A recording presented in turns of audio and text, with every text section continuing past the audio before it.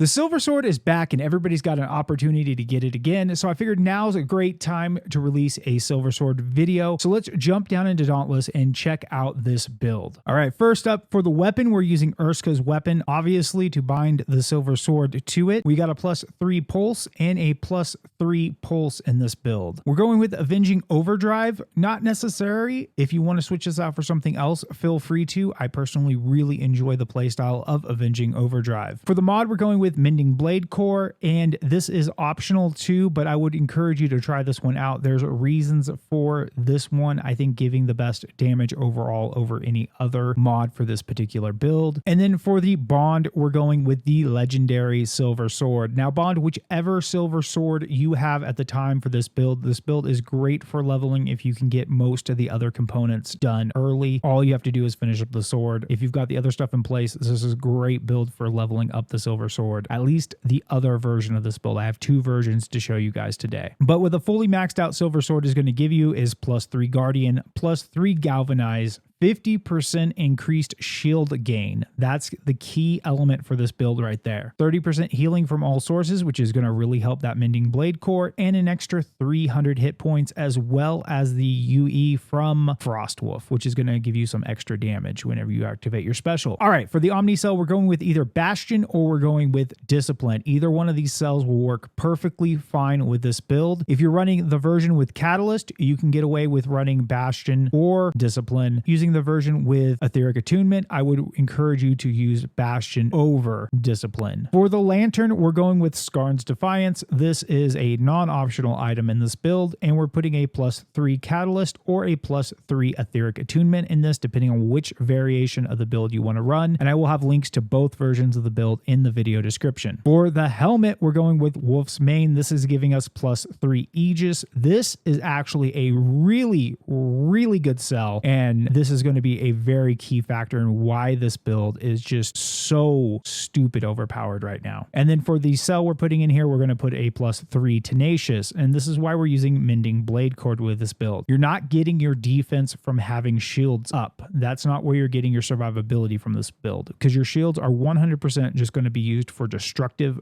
force. So for the chest, we're going with Spellbound Wings. This is going to give us +3 Galvanize, and we're putting a +3 Aegis in this as well. Now, that +3 Galvanize is wasted early on if you're leveling up your Silver Sword still. Once you get +2 Aegis on your weapon, then this becomes useful because you start to get the extra crit damage. The reason we're going with this is for the crit damage, not the crit percentage, because the crit percentage is never going to help us with this build. It's like 4% extra crit chance on average with this build. Not very useful. The advantage we're getting from this is the extra crit damage, which it's cheaper to throw this +3 Galvanize in there to get it to +6 Galvanize than it is going to be to put a +6 Cunning on this for extra crit damage. For the gloves, we're going with Boreal's Might. This is giving us the other +3 Tenacious, and this is where we're putting our +3 Earth cell. And for the boots, we're going with Time Weaver's Legs. This is giving us the second +3 Catalyst. We're going to change these boots, though, if we're going with the Etheric Attunement version of the build, and it's also giving us a +3 Earth cell. So if you decide to run this build without Catalyst, let me show you the differences real quick. So the non-Catalyst version of this build, you're going to throw an Earth and an Etheric Attunement in the weapon. You're going to switch Chrono Treads and put your +3 Pulse on here. The difference before is we had all of our Pulse in the weapon before, and now we're switching that out to put the Pulse in the boots so we can put the Earth and the Etheric Attunement in the weapon. For the tonics, we're going with the standard Flare here. We're going with a Blitz Tonic, an Ether Drive Tonic, and a Frenzied Tonic. What the Blitz Tonic is going to give you is extra attack speed, as well as more shield gain off of Bastion if you're running this with the Bastion build. The Ether Drive Tonic is going to give you more up time on the Skarn Lantern, which means more shield generation and more damage in this case. And the Frenzy Tonic is just raw extra damage. Now, if you're in a situation where you need to get more staggers, you can switch this out for the Stagger Tonic. I've done that in a couple different fights when we were going through Gauntlet with this build, or maybe if you're running Heska, you might want to switch this out for the stagger tonic if you're trying to solo Heska and you need a little bit more control over the behemoths. And first up on the perks, we have Aegis. This is going to give you a 20% shield received increase. Now, if you're running with maxed out Silver Sword, you're getting the 20 here. You're getting 50 from the Silver Sword and another 15 from Bastion. That is a lot of extra shield gains and why this works so well. The other perk with +6 Aegis is after you gain 1000 shields from any source, ignore the incoming attack within the next 15 seconds. The nice thing about this is this doesn't mean you have to hit 1000 shields, which is what I thought when I started working on this build. This is when you gain 1000 shields. So every time Earth goes off, it doesn't matter. You can still get this buff, and this buff will get refreshed very often and usually before you even have it fall off. Next up, we've got +6 Catalyst. This is giving us 60% tonic effectiveness and 60% duration increase. This is going to work really good with the Ether Drive tonic. This is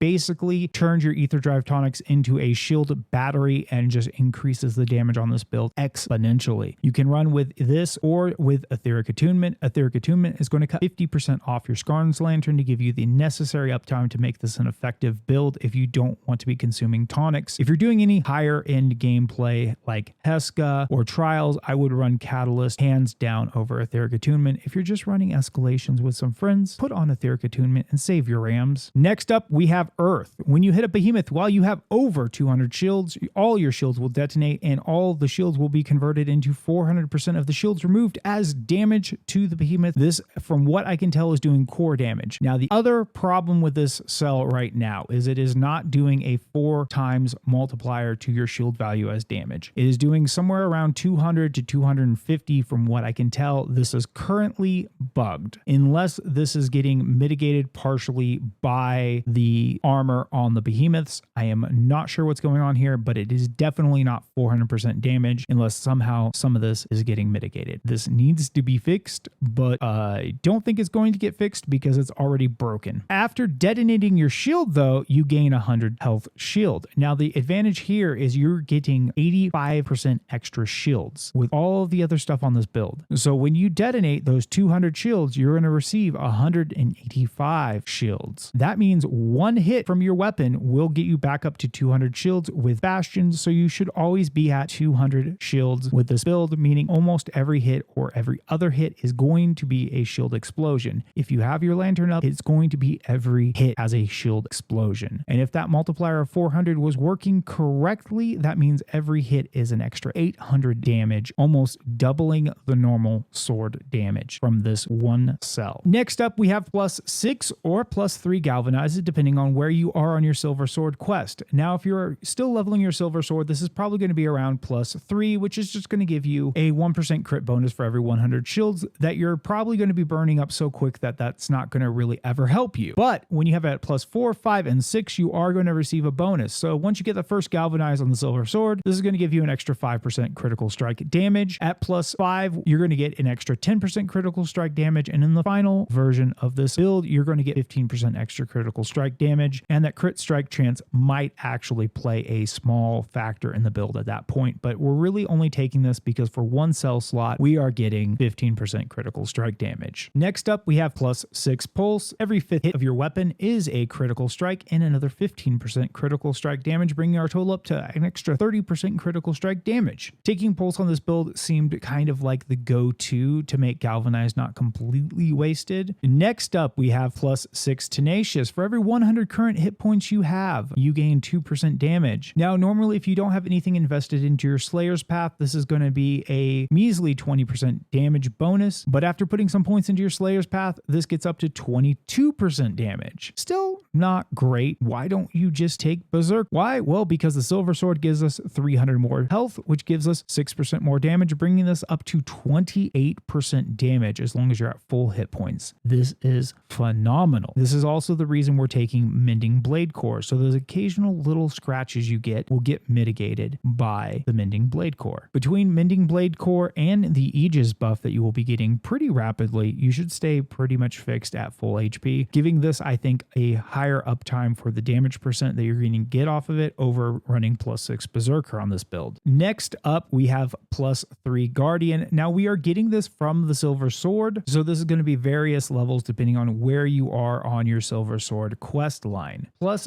15% of the health applied to you is also applied to your nearest ally for 15 seconds with a maximum of 600 shields. This is not only a thing you're going to be forced to have on this build because of the Silver Sword, but this is actually a really great thing to have on this build. The funnest thing to do with this build is to get a bunch of buddies that are all running this build and run into Gauntlet and feed each other damage with that +3 Guardian. It's phenomenal. 15% of the shields they gain goes to you. You magnify that by 85% and turn it into damage to the behemoth. The Silver Sword is a crazy hard weapon to grind for. Not because it's hard to do the quest, but because of the amount of time it takes to do the quest. This build will probably be nerfed. I will be surprised if Phoenix Labs does not do something to address how much damage and survivability that this build has. You could easily probably run through a Heska with this build without breaking a sweat with the Catalyst version of the build. With the Etheric Attunement version of the build, casual content turns into spamming left or right click depending on the situation. Once you pop your overdrive, I highly recommend switching over to your light attacks during the overdrive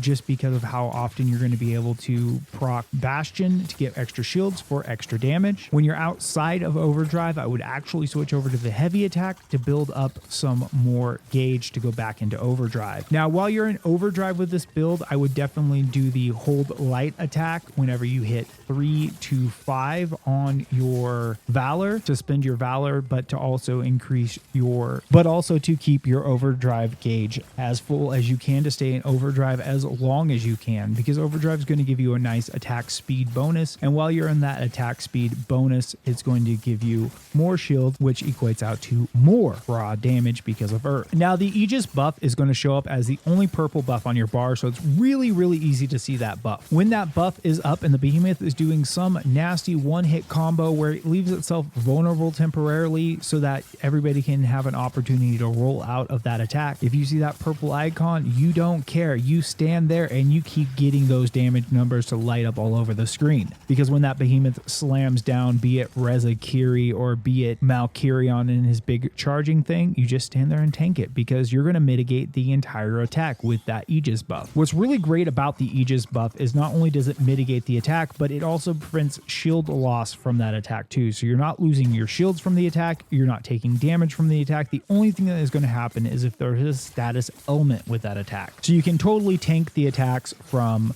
say, Riftstalker, Rezakiri, Malkirion, but you do not want to tank the attacks from Flameborn Rezakiri because you will still get lit on fire and die. Things to keep in mind too with this build is your health is going to affect your damage, so you need to keep your health relatively full. Mending Blade Core for the most part will take care of that. I want to give a special thanks to everybody that's been coming out to live streams this weekend. It was 3 of my best live streams since I started live streaming on YouTube, and it was awesome to see. We've almost filled up the guild now. We've got like 2 or 3 spots maybe at the time of recording this video. So if you guys are interested in joining the guild for Dauntless Season 3, definitely get in the Discord and drop your name in the Dauntless chat as soon as possible if you want to get one of those last few available slots in the guild. If you guys are interested in joining the Discord or the guild, either way, the Discord link is in the video description or in the comment section of this video. Just click that social link down there. If you guys made it this far in the video, please like the video. I would really appreciate that. It really helps the video in the YouTube algorithm. And don't forget to subscribe for more Dauntless content. If you guys are struggling to get the Silver Sword quest activated for you, it's a little different than the old event. They're doing it a little differently this time around because Honest Oz isn't here. I will leave a video right here explaining how to activate the Silver Sword quest line, and I will see you guys in the next video.